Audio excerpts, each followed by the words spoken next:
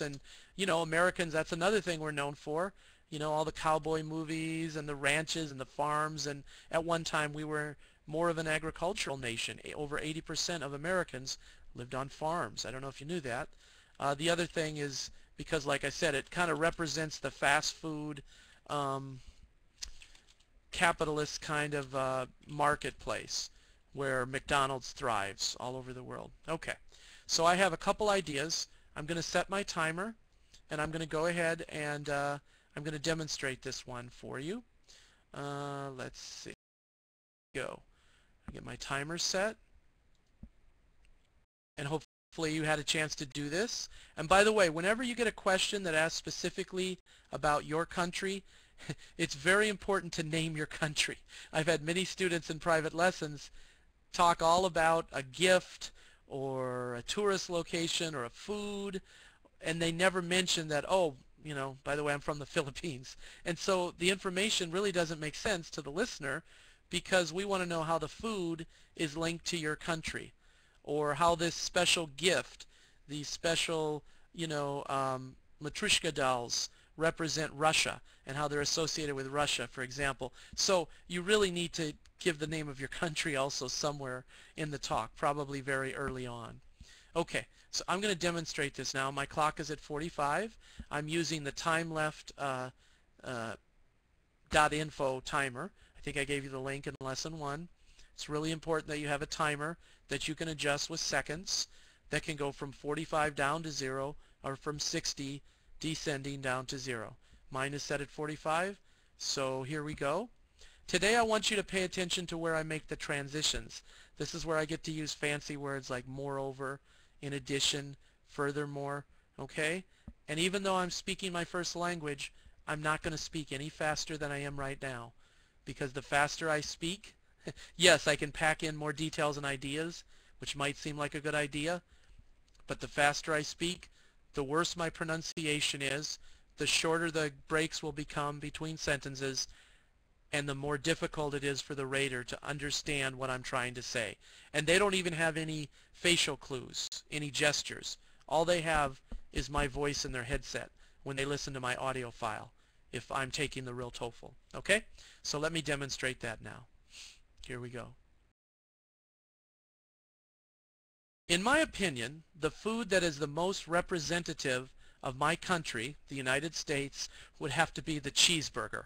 Of course, this is not a fancy food at all, but it comes from beef and from cows, and from the very beginnings, the U.S. was known as an agricultural nation.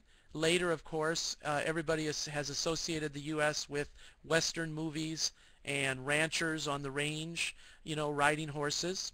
In addition, to me, when I think of the cheeseburger, I think of McDonald's, I think of the fast food industry. I know it's not very healthy for our bodies, but it does seem to symbolize the fast-paced life in the U.S. and the importance put on capitalism. That ding was time. Okay, so that would be my response. You heard me make a transition from section 1, talking about how cheeseburgers come from beef, which comes from cows, obviously, and the whole idea of the cowboy and the independent spirit, you know, John Wayne, all those silly Western movies. And then I made a transition to the second area, which was linking the cheeseburger to McDonald's, a whole industry, a whole lifestyle that's very, you know, fast-paced, now, high-tech, you know, don't even get out of your car, drive through window, just that crazy, you know, in some ways, not so healthy lifestyle, but it's definitely part of my country, I think. Okay, so that was number 2 in exercise 15.2. I'm going to keep going so you hear a sample of each of these. Now, as we go through the chapters, the Thompson book actually has a student sample. They've had an international person, not someone like me who's a native speaker, or a voice actor reading a script. And by the way, I'm not reading a script. These are improvisational. You could probably tell. They have actual international students like yourselves do one, but they only have one sample per speaking task. And one other little problem, even though this book is awesome, by far the best iBT book there is, this is one of the only weaknesses of the book, is if you've listened to some of these samples, if you have the 13 audio CDs, you may have noticed that the student samples for the speaking go way too long. So on the independent speaking, it's supposed to be 45 seconds. It goes for over a minute. And on the integrated speaking tasks, which are supposed to be a minute, they go for like a minute and 25 seconds. So the timing isn't so good. That's why I'm going to attempt to do as many samples as I can.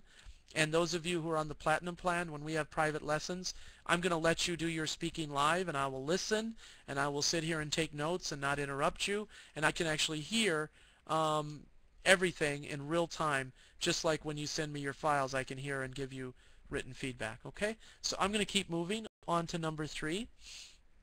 Number 3 is not about my country. It's about me personally. It says, what do you think is your most important skill?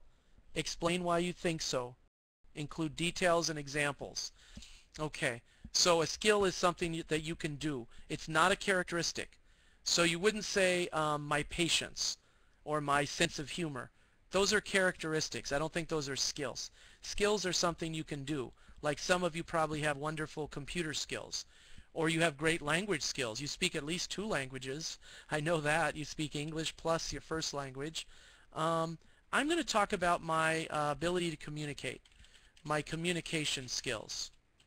And we add an S because it includes several different sub-skills. Why would I say my communication skills are so important? Okay, well, I guess number 1, because I'm a teacher. If I didn't have the ability to communicate ideas to students of whatever age or subject area or first language, if I can't communicate my ideas clearly, if I can't take difficult concepts and somehow make them understandable to students, then I won't be very effective in my profession. So I think communication skills are critical for me as a teacher. Also, I think just in my personal life, I'm really a people person. I like to meet new people, different people. I like to get to know them, learn about them and their lives. So having good communication skills, good vocabulary, and trying to always develop that and be able to talk about intelligent topics, I really like to do that. I really think that's an interesting thing to do. Okay, I'm going to run the clock down to 45 seconds. One other little tip I'm going to share with you now while my clock is getting down to the 45 mark is something that I call $5 words. $5 words are the words that we kind of sprinkle in, those sophisticated words, the ones that really impress the raters. Okay, and as I'm taking notes, as I'm reading over the topic, certain words just flash. So communication skills. Okay, that's a fairly average word. Can I think of an even more sophisticated way of saying that? Is there an adjective, a really precise adjective? Maybe the word articulate. I try to be articulate. Articulate. I try to articulate what I mean. I try to have a rich vocabulary. Instead of just say, I want to know a lot of words. I want to have a rich vocabulary. I want to be a lifelong learner. I'm always reading. I'm always trying to learn new things, learn new words. So I want to find really precise words and phrases, sophisticated language, the kind of academic language you would see in college or maybe read in a book of literature. So I'm going to sprinkle in, if I think of one, it doesn't have to be a lot, maybe just 1 or 2. If there's a word that really jumps out, like the word articulate, I'm going to jot it down on the side of my notes, and I'm going to try to remember to use it. Now, it's hard when you're going in full speed, but I'll do my best. Okay, here we go.